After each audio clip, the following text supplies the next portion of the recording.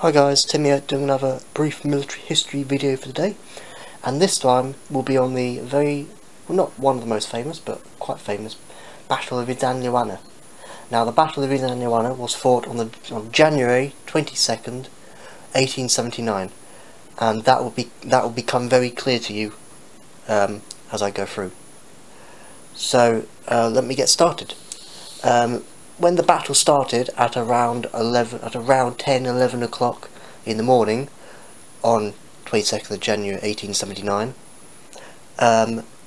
just before that, or on the 10th, they actually arrived at Isandlwana, because December of 1878 they actually landed. The British Army, the regiment was the 24th Regiment Foot, commanded by a guy called Lord Chelmsford.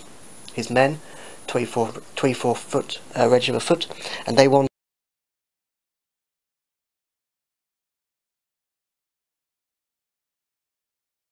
to branch their military out, branch their colonialism out, take territory. So that's why they actually agreed to take Zululand, or territory in South Africa known as Zululand, occupied by the Zulu warriors, the kingdom.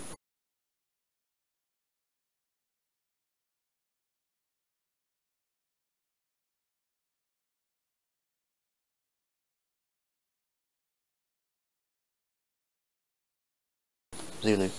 Now, when they reached Isandlwana fields by the 10th of January 1879, the Zulus were very upset the British actually got this far, and they were, sleeping overnight. And of course, on the 22nd of January 1879, at around 10-11 o'clock, the Zulus warriors attacked. And now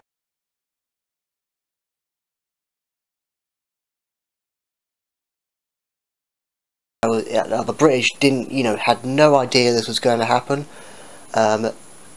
The 24th Regiment Foot had no idea this was going to happen, wasn't expecting it whatsoever, so they had a big shock, definitely.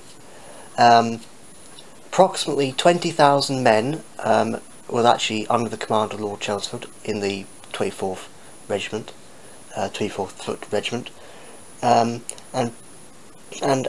when they actually got to Isandlwana, Lord Chelmsford sent on a guy called Anthony Dunford, or just Dunford's column of cavalry, because he was in charge of a column of cavalry units, and he sent Dunford to occupy the land and the territory to see, what is a good place to start off, what is a good place to set up. If the Zulus do attack, what's a good place to set up defences.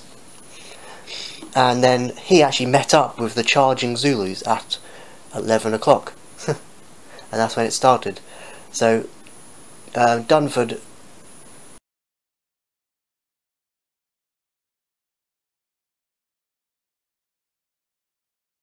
actually, I don't know the exact words, but said, make ready, and they got off, because the cavalry units would actually just get off their horse. They would fight on horseback, of course, but they'd get off the horse sometimes and be very regimental as the British Army, in line, fire, fire, fire, up, fire, all that in line, which they did.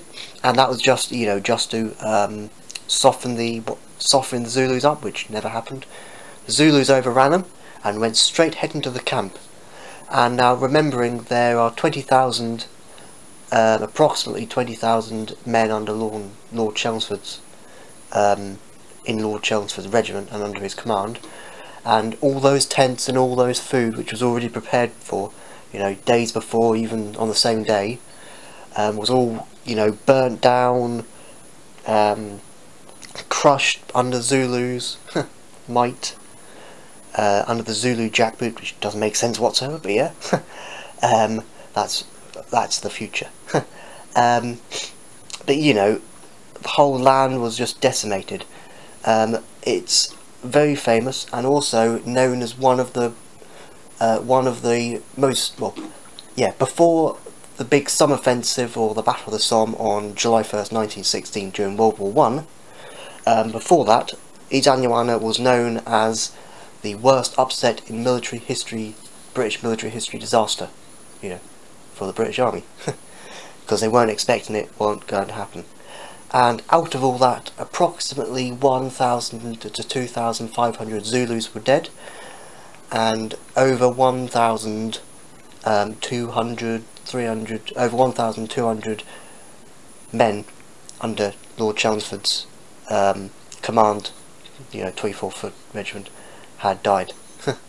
And the reason why I've got this little this round here, of course it's not little, this is I know this is a ball, so 1880s, 1890s, 577 by 450 Martini Henry calibre round, but this is exactly what was used in the British Army in 1879 on the Martini Henry rifles.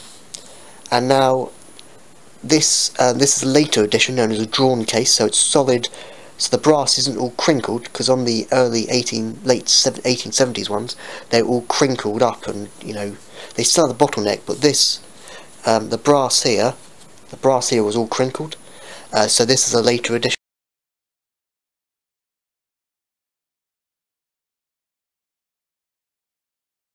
Boer War version, but I don't actually have a Anglo-Zulu War type, so I have to make do with my Boer War version.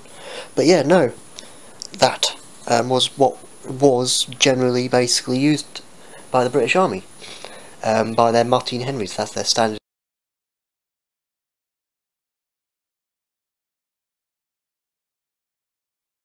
issue rifle at the time.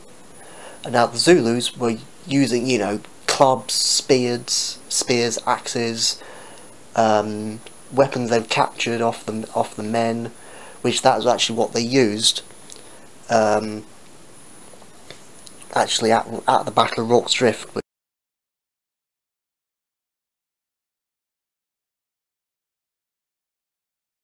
which was actually going on at the same time of the Battle of Isandlwana.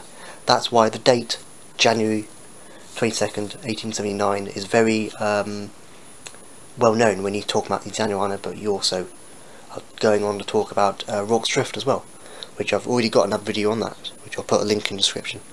But as I was saying, yes, there was a lot of these rounds you can actually see which have been literally just pounded in the rocks and flat there, because it was literally just rocky grasslands at the time.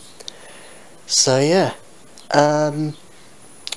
so that's all I have to say. Just one of the most terrible, not bloodiest, but one of the most terrible disasters in British military history. Battle of Isandlwana. 20,000 men, approximately 20,000 men of the British Army under the command of Lord Chelmsford. That is the 24th Regiment of Foot, or 24th Foot, under command of Lord Chelmsford. January 22nd, 1879, Isandlwana killed, pardon me, a good over 1,200 British soldiers had died, and approximately 1,000 to